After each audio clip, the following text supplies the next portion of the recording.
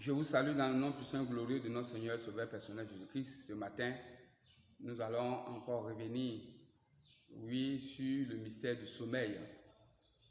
Poussé par le Saint-Esprit, il m'a dit de revenir encore là-dessus pour que chacun d'entre nous comprenions cela. Le verset de base que nous allons prendre, c'est Marc 4, le verset 37 à 41. La Bible déclare que notre Seigneur Jésus-Christ était dans une barque et il dormait. Et le vent venait, dans la barque. Et tous ses disciples étaient en train de se crier, plutôt, Seigneur, Seigneur. Et le Seigneur continuait de dormir. Lorsqu'il s'est levé, il a commandé véritablement au vent. Et le vent s'est arrêté tout d'un coup.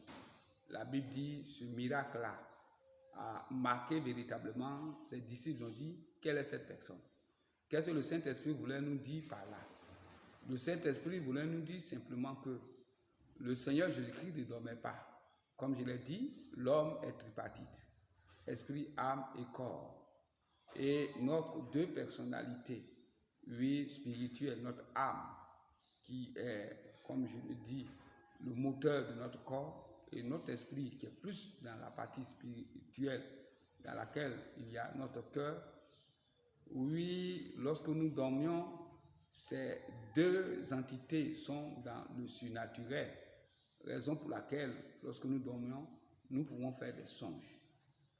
Qu'est-ce que le Saint-Esprit voulait me dire par là? Que lorsque nous dormions, nous chargeons sur le plan spirituel, raison pour laquelle quelqu'un peut faire des jours sans manger, il peut tenir, mais lorsque nous avons un manque de sommeil, cela est catastrophique pour notre être entier. Chers frères et sœurs, le diable le sait. Parce qu'il était là lorsque Dieu faisait les hommes. La Bible déclare que Dieu a fait l'homme de la poussière. Ça veut dire que l'homme n'avait pas de vie en lui, il était poussière. Et lorsque Dieu a insoufflé dans ses narines le souffle de vie, l'homme est devenu un être vivant. Genèse 2, le verset 7. La Bible déclare que lorsque le Père devait créer Ève, il a donné un sommeil profond à Adam. Et c'est à partir de là qu'il a retiré une côte véritablement d'Adam et il a fait Ève. Donc ce que toi et moi, nous devons comprendre, dans le sommeil, nous recevons la vie. Dans le sommeil, on peut tirer quelque chose de quelqu'un comme le Seigneur a tiré véritablement d'Adam, Ève. Chers frères et sœurs, raison pour laquelle les sorciers, les mystiques viennent contre nous lorsque nous dormions, parce que le sommeil est hautement spirituel. Donc, celui qui prépare son sommeil parfaitement, celui-là dominera le jour. Car la Bible dit, dans le livre de la Genèse, il y eut un soir, il y eut un matin. Ce fut le premier jour. La journée se prépare, nos activités, la journée se prépare la nuit. Lorsque il y a une véritable concentration spirituelle, ta journée va être gâtée. Mais lorsqu'il y a une véritable concentration spirituelle, ta journée va être une bonne journée. Mais lorsque la nuit, elle est mauvaise, tu as reçu la visitation véritablement des êtres mauvais, ta journée va être mauvaise. Raison pour laquelle, pour te dire que le sommeil est important sur le plan spirituel, vous voyez, il y a des personnes qui se lèvent et elle peut se lever avec une maladie. Elle était bien portante, mais elle se lève, elle est malade, elle ne peut plus marcher. Cette personne a eu la visitation d'un mauvais esprit. Il y a des personnes aussi qui n'arrivent pas à se réveiller. Et comme je l'ai dit de leur sommeil, qui meurent. Comme je l'ai dit, que c'est dans le sommeil que Dieu met son souffle véritablement dans nos narines et les mystiques le savent. C'est pour cela que la nuit, ils sont beaucoup acharnés véritablement sur nous. Donc, comment préparer ton sommeil? Chers frères et sœurs, voici ce que, le Saint-Esprit m'a inspiré. 1. Il faut prier pour confier ton sommeil, le déroulement de ton sommeil au Seigneur Jésus-Christ. Donc avant de dormir, ne dors pas comme ça, sinon tu risques d'avoir la visite des sorciers, des mauvaises personnes qui viendront prendre la vie que Dieu t'a donnée, Dieu est en train de te donner véritablement au cours du sommeil. Donc il faut prier. 2, il faut méditer la Bible, car la Bible déclare que la parole de Dieu, elle est esprit et vie. Il faut apprendre l'habitude de méditer, de lire quelques versets de la Bible, parce que la parole de Dieu est l'esprit et vie. Tout cela, c'est de l'énergie que tu donnes véritablement à ton âme, à ton esprit, afin d'avoir un bon sommeil. L'esprit est en train de me dire, il y a des gens qui prennent du thé, qui prennent certaines choses pour dormir, pour dire, je vais avoir un bon sommeil. Non, le sommeil, il est plus spirituel que naturel, mais il donne la force, oui, physique aussi, véritablement à notre corps.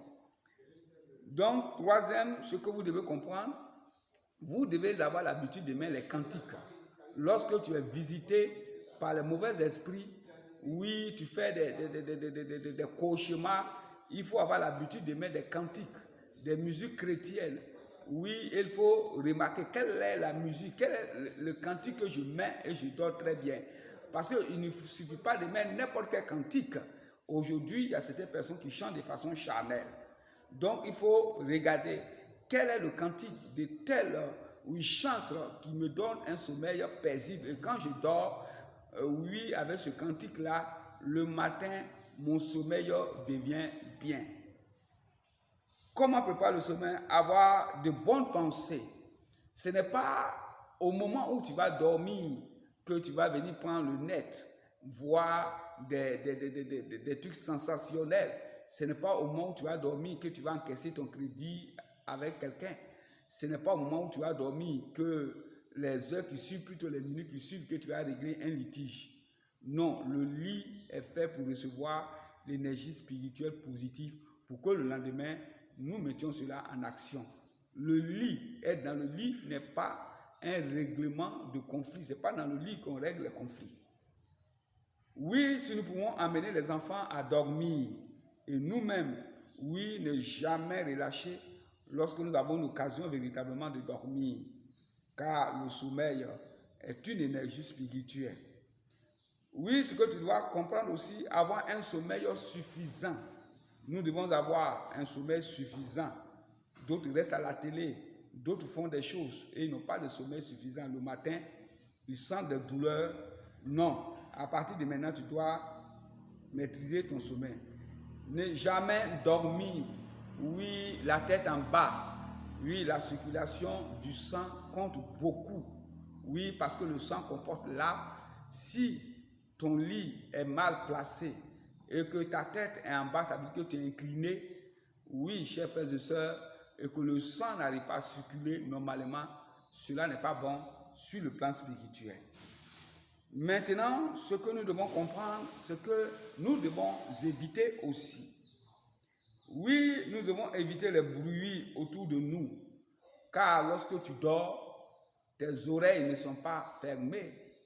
Oui, les 5 sens physiques sont liés aux 5 sens spirituels. Donc, il y a des bruits. Quand il y a assez de bruit, ça pénètre dans ton oreille, ça va jusqu'à dans ton âme. Donc, évitez le bruit. Nous voyons les Asiatiques, on dit non, ce qu'ils font là, ceci, cela. Chers frères et sœurs, il y a la vérité dans ce qu'ils font. Oui, Dieu n'aime pas le bruit. Quand je vais parler véritablement de la prière, vous allez comprendre.